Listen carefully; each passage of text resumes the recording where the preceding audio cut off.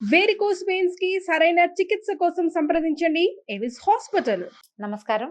కార్తీక పురాణం 26వ రోజు పారాయణలోకి వచ్చాం. ఈరోజు కార్తీక బహుళ ద్వాదశి.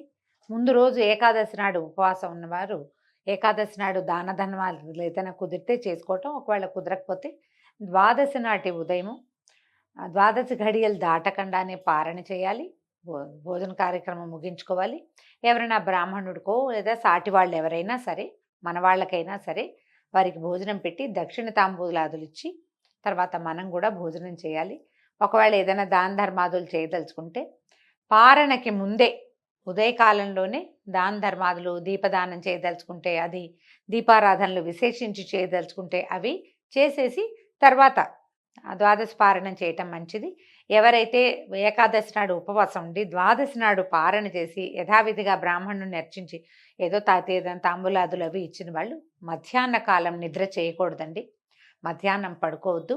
ఎవరింటికైనా వెళ్ళి కొంచెం వాకిట్లోకి వెళ్ళి ఏదైనా పని చూసుకుని పగలు మాత్రం పడుకోవద్దు. పగలు పడుకుంటే ఏకాదశి వ్రత ఫలితం లభించదని పెద్దవాళ్ళు చెప్తారు. ఆ విధంగా ఆచరించుకుని ఈ ద్వాదశిని సుసంపన్నం చేసుకోండి. అయితే ఈ రోజు ఏం చెప్తున్నారో చూద్దాం. ముందు రోజు నిన్నటి రోజున మనం ధర్మదత్తోపాఖ్యానం చెప్పాం. ధర్మదత్తుడు తను ఆర్జించినటువంటి కార్తీక వ్రత ఫలితాన్ని ఈవిడ కలహ అనే ఆవిడికి ధారపోసాడు. ఆమెని విష్ణు పార్షదులు తీసుకెళ్ళిపోతూ ఉండగా అయితే ఇవన్నీ విష్ణుగణాలని అడిగాడనమాట. ఎట్లా ఏమిటి అని అడిగేసరికి వాళ్ళు చెప్పారు, నాయన నువ్వేం బెంగపెట్టుకోక, నువ్వు కూడా వైకుంఠానికి వెళ్తావు, ఆమె వైకుంఠానికి వెళ్తుంది, తదుపరి జన్మలో తర్వాత రాగల కాలంలో నువ్వు దశరథుడిగా పుడతావు, ఈమె కైకేయిగా జన్మిస్తుందని వాళ్ళు చెప్పింది విన్నటువంటి ఈ కథంతా విని ఈ విషయం విన్నటువంటి ధర్మదత్తుడు విస్మృత చేష్టుడు విస్మయ రూపుడు అయిపోయి పునః వారికి దండవత్తుగా ప్రణామం ఆచరించి, ఓ విష్ణు స్వరూపులారా, ఈ జనానీకమంతా అనేకానేక క్రతువ్రత దానాల చేత ఆ కమలనాభుణ్ణి సేవించుకుంటూ ఉన్నారు. వాటి అన్నిట్లోనూ ఏ ఒక్కదానిని ఆచరించడం వల్ల విష్ణువుకి అత్యంత ప్రీతి కలుగుతుందో, దేని వలన విష్ణు సాక్షాత్కారం లభిస్తుందో దాన్ని సెలవీయండి అని వేడుకున్న మీదట విష్ణుగణాలు అతన్ని ఇట్లా సమాధానపరిచాయట. ఏం చెప్పారో చూద్దాం. ఓ పాపరహితుడైన బ్రాహ్మణ, నీవడిగిన ప్రశ్నకు ఇతిహాసపూర్వకమైన సమాధానాన్ని చెప్తాము విను. పూర్వము కాంచీపురాన్ని చోళుడు అనే రాజు పరిపాలించేవాడు. చోళాస్ కాలం మనకు తెలుసు కదండి, చోళులు, చాళుక్యులు. ఈయన రాజరాజ చోళుడో ఇలాంటి పేరున్న ఒక చోళ చక్రవర్తి రాజ్యం చేసేవాడు. అతని పేరు మీదే ఆ ప్రాంతాలన్నీ చోళ దేశాలుగా ప్రఖ్యాతి వహించాయి. అతని మొదటి రాజు గురించే చెప్తున్నారు అనుకుందాం. ఆయన పేరు మీదే ఈ చోళ సామ్రాజ్యం పేరు కాంచిందనమాట. ధర్మపాలనకి పెట్టింది పేరైన ఆ రాజు విష్ణు ప్రీతికై అనేకానేక యజ్ఞాలను నిర్వర్తించాడు. అతని యజ్ఞాలకై నిర్మించబడిన బంగారపు యూపస్తంభాలతోటి తామ్రపర్ణి యొక్క 2 తీరాలు కూడా కుబేర ఉద్యానవనాలైనటువంటి చైత్రరథాల వల్లే ప్రకాశించేవి. యూపస్తంభాలంటే యజ్ఞంలో ఒక స్తంభాన్ని పాత పెడతారండి, యజ్ఞం చేసిన దానికి గుర్తు. ఆ యూపస్తంభానికే యజ్ఞ పశువుని కట్టి యజ్ఞానికి కావలసిన బలి కార్యక్రమాదులన్నీ నిర్వహిస్తారట. ఈ సూర్యవంశ క్షత్రియుల కాలంలో కూడా అలాగే ఎన్నో యూపస్తంభాలు వేశారని చెప్తారు. అయితే అటువంటి రాజు ఒకానొక నాడు అనంతశయనం అనే పేర యోగ ముద్రితుడుగా ఉండేటువంటి విష్ణువాలయానికి వెళ్ళి మణిమౌక్తిక సువర్ణ పుష్పాదులతో ఆ శ్రీహరిని అర్చించి శ్రీహరి సన్నిధిలోనే కూర్చున్నాడు. ఈయన ఏం చేశాడు, దేవాలయానికి వెళ్ళాడు. అనంతశయనం ఆ దేవాలయం పేరు. విష్ణువు ఇట్లా పడుకుని ఉన్నటువంటి శయనమూర్తిగా ఉన్నటువంటి దేవాలయానికి వెళ్ళాడు. అనేక మణులతోటి, మౌక్తికాలతోటి, రత్నాలతోటి అర్చన చేసి సన్నిధిలో కూర్చోమంటారు కదా, కూర్చున్నాడు. కూర్చునేసరికల్లా అంతలో విష్ణుదాసుడనే బ్రాహ్మణుడొకడు విష్ణువార్చనార్థమై ఆ ఆలయానికి వచ్చాడు. విష్ణు సూక్తాన్ని పఠిస్తూ అతడు ఆ విష్ణు సౌజ్ఞను ప్రతిమని అభిషేకించి తులసి దళాలతోనూ గుత్తులతోనూ విష్ణు పూజని నిర్వహించాడు. దళాలు కోసుకొచ్చాడు. మంజరులు అంటే కుచ్చులు వస్తాయి కదా మనకి, విత్తనాలు వచ్చే వాటిని గుత్తులు అంటారు లేదా మంజరి అంటారు, దాని పేరు అది. ఆ మంజర్లతోటి అర్చించాడట. విశేషంగా విష్ణు పూజను నిర్వహించాడు. అది చూసిన రాజుగారికి మహాప్రచండమైన కోపం వచ్చిందట. ఆ కోపంలో తాను ధర్మవేత్త అయ్యుండి కూడా అవతలి యొక్క బ్రాహ్మణాభిజాత్యాన్ని విస్మరించి అవతలైన బ్రాహ్మడు ఈయన్ని మనం ఇట్లా అనకూడదు అని ఆలోచించలా. ఒక కష్టంతో వచ్చింది ఆయనకి. ఓ విష్ణుదాసుడా, నేను మాణిక్యాలతోనూ బంగారు పువ్వులతోనూ చేసిన నా పూజ వలన ప్రకాశమానుడిగా ఉన్నటువంటి ఈ ప్రభువుని నీ తులసాకుల పూజతో ఎందుకు కప్పేశావురా? నేనెంతో భక్తితో ఆచరించిన పూజని ఇలా పాడు చేశావంటే అసలు నీకు విష్ణు భక్తి అంటే తెలుసా అని చీదరించుకున్నాడు. ఇప్పుడు తులసికి ఏ రత్నంతోటి పోలిక లేదు. కొన్ని వేల కోట్ల రత్నాల కంటే ఒక్క తులసి దళం చాలా గొప్పది. కానీ రాజుకి ఆ రకమైన ఆలోచన లేదు. నేను అద్భుతమైన పూజను సమర్పించాను, మణులు రత్నాలు పెట్టి బంగార పువ్వులు పెట్టి పక్కన దీపాలు పెడితే ఆ దీపాల వెలుగులో స్వామివారి సౌమ్య ఆ ప్రతిమా విశేషం చాలా మెరిసిపోతోంది. ఎప్పుడైతే ఇవన్నీ పక్కకు తొలగించి దాని మీద పక్క తొలగించపోయినా పైన పత్రాలును మంజరులతో కప్పేశాడు ఆయన. ఇక వెలుగు లేదు. దాంతో కష్టంతోచి అడిగాడు. దాంతో ఈ బ్రాహ్మణుడికి కూడా చాలా కోపం వచ్చిందట. రాజుతో మాట్లాడుతున్నానన్న ఆలోచన లేకుండా, ఓ రాజా, నీకు దైవభక్తి లేదు సరికదా, రాజేశ్వర్యమత్తుడిపై ఉన్నావు, విష్ణు ప్రీత్యర్థము నీ చేత ఆచరింపబడిన యజ్ఞం ఏదైనా ఒకటి ఉంటే చెప్పు అని ఎదిరించాడు. అతని మాటలకి అవహేళనగా నవ్వుతూ, నీ మాటల వలన నీవే విష్ణుభక్తి శూన్యుడివని తెలుస్తూ ఉంది. ధనహీనుడవు దరిద్రుడవు అయినటువంటి నీకు భక్తి ఎలా కలుగుతుంది? అసలు నువ్వెప్పుడైనా విష్ణుప్రీతిగా నువ్వు చేసావా ఒక యజ్ఞాన్ని? నువ్వేమైనా ఒక దేవాలయాన్ని కట్టించావా? నువ్వు ఏమీ చేయలేని వాడివి, అతను నీకు భక్తుడు అనే అహంకారం మాత్రం పుష్కలంగా ఉంది. ఓ సదస్సులారా, సద్బ్రాహ్మణులారా, శ్రద్ధాళులై వినండి. నేను విష్ణు సాక్షాత్కారాన్ని పొందుతానా, ఈ బ్రాహ్మడు విష్ణు సాక్షాత్కారాన్ని పొందుతాడో చూద్దాము అని చెప్పి నిదానించి చూడండి, మా ఇద్దరిలో ఎవరికి సాక్షాత్కారం లభిస్తుందో. అంతటితో మా ఇద్దరిలో ఉన్న భక్తి ఎటువంటిదో మీకే తెలుస్తుందని ప్రతిజ్ఞాపూర్వకంగా పలికి చోళుడు స్వగృహానికి వెళ్ళి ముద్గలుడు అనే మునిని ఆచార్యునిగా వరించి విష్ణు సత్రయాగానికి పూనుకున్నాడు. సత్రయాగం అని చేస్తారండి, 10 సంవత్సరాలు చేస్తారు. ఈ యాగాలలో విష్ణు సత్రయాగం అనేది ఒక ప్రత్యేకమైనది. రాజుగారు విష్ణు సాక్షాత్కారాన్ని పొంది ఆ బ్రాహ్మణుడి మీద గెలవడం కోసం సత్రయాగాన్ని మొదలుపెట్టుకున్నాడు. బహుకాల పూర్వం గయాక్షేత్రంలో ఋషి సముదాయాలతో చేయబడింది. అన్నదానాలు అనేకానేక దక్షిణలతో సామాన్యులకు ఆచరించడానికి సాధ్యం కానిది, సర్వసమృద్ధిమంతమైంది అయినటువంటి ఆ మహాయజ్ఞాన్ని రాజు పూనుకొని నిర్వహించడం మొదలుపెట్టాడు.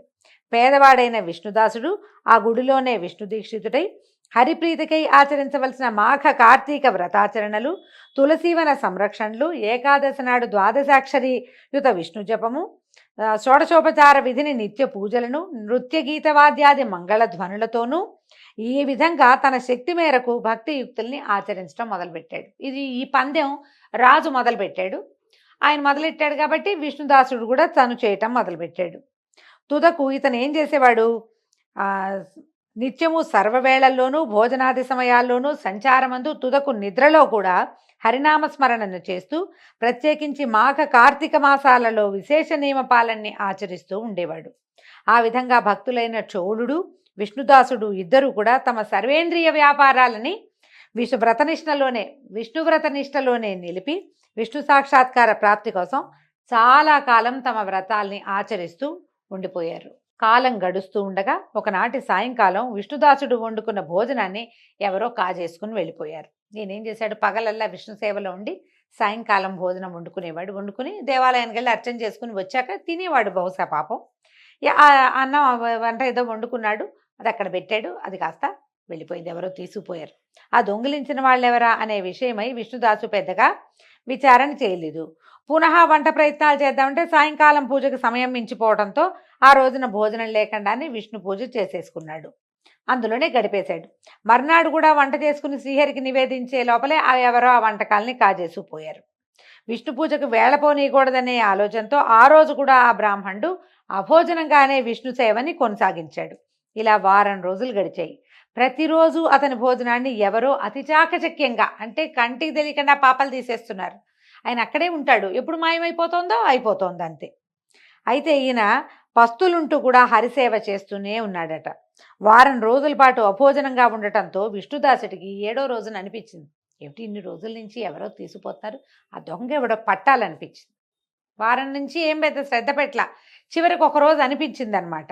అందువల్ల ఆనాడు పెంద్రాళే పని ముగించుకుని వంటకాలను పూర్వస్థానం అందే ఉంచి తాను చాటును దాగి కూర్చుని ఈ దొంగ కోసం ఎదురు చూడడం మొదలుపెట్టాడు.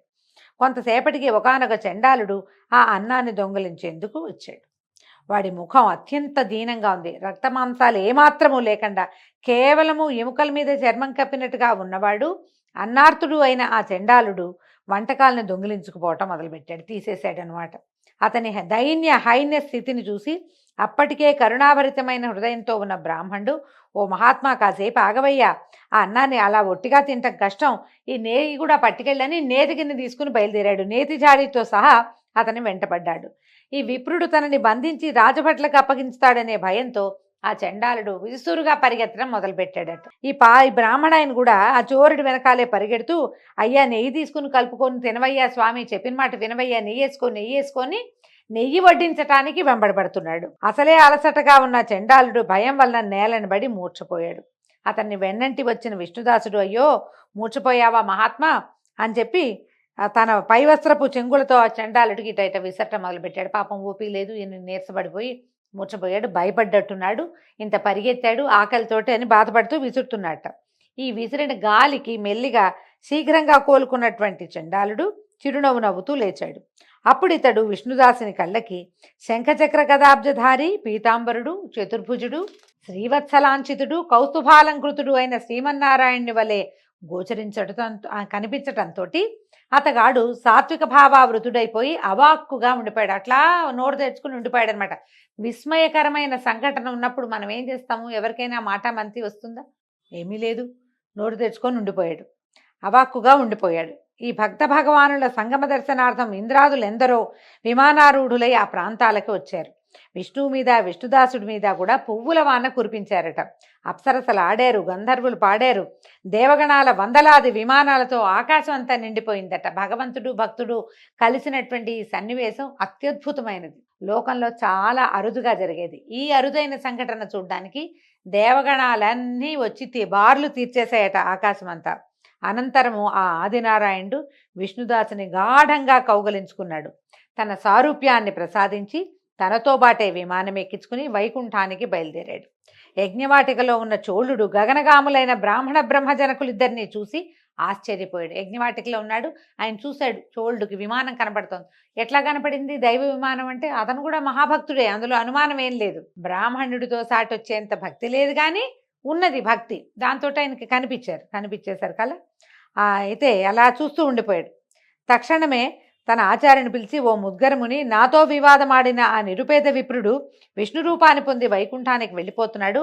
అమితైశ్వర్యవంతుడనైన నేను అసాధ్యాలైన యజ్ఞదానాదులు చేస్తూ కూడా విష్ణు సాక్షాత్కారాన్ని పొందలేకపోయానంటే ఇక వైకుంఠం అసంగతమే కదా, ఇంకా నాకు వైకుంఠం లభించదు, విష్ణువు నాకు లభించలేదు. నేను ఎన్ని యజ్ఞాలు చేసినా, బ్రాహ్మణులు కోరినంత దక్షిణలు సమర్పించినా కూడా ఆ శ్రీహరికి నా మీద లేచమైనా కృప కలిగినట్లేదు. దీనివల్ల కేవలం భక్తే తప్ప విష్ణునుగ్రహానికి మరొక మార్గం లేదు. ఈ యజ్ఞయాగాది కర్మకాండలని అనవసరమని భావిస్తున్నానని చెప్పాడు. పాపం చెప్పాడు, బాల్యం నుంచి యజ్ఞదీక్షలోనే ఉండటం వల్ల నిస్సంతుడైన ఆ రాజు తన సింహాసనం మీద తన మేనల్లుడికి స్వయంగా పట్టాభిషేకం చేశాడు. ఎంతకాలం నుంచో సత్రయాగం చేస్తూ యంగ్గా ఉన్నప్పుడు, అంటే యుక్త వయసు నుంచి అక్కడే ఉన్నాడు. ఆయనకు మేనల్లుడు ఉంటే ఆ మేనల్లుడికి సింహాసనం ఇచ్చేశాడు. అయితే అప్పటి నుంచినట, ఏగో తస్మాత్ అధ్యాపితద్దేశే సదా రాజ్యాంశ భాగిన స్వశ్రియా ఏవ జాయంతే తత్కృత విధివర్తిన. అప్పటి నుంచి చోళ దేశాలలో మేనల్లుళ్లే రాజులవుతున్నారట. అవునో కాదనండి, పురాణంలో అయితే ఇలాగే చెప్తున్నారు.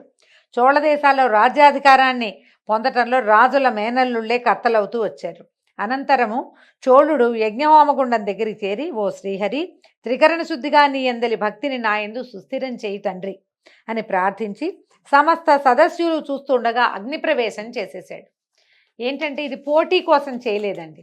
అతనికి ఏదో లభించింది నాకు లభించాలని కాదు, అతనికి లభించినంత జ్ఞానం నాకు లేదని తెలుసుకున్నాడు. అతనంత భక్తిపరుణ్ణి నేను కాను, నేను చేసే ఈ క్రియా కర్మకాండ కంటే కూడా భక్తి చాలా ఎక్కువైనది అని గ్రహించి ఇంకా ఈ జీవితం నిరర్థకమని భావించి అగ్నిప్రవేశం చేశాడు. అది చూసి క్రుద్ధుడైన ముద్గలుడు తన శిఖను పెరిగి వేసుకున్నాడు.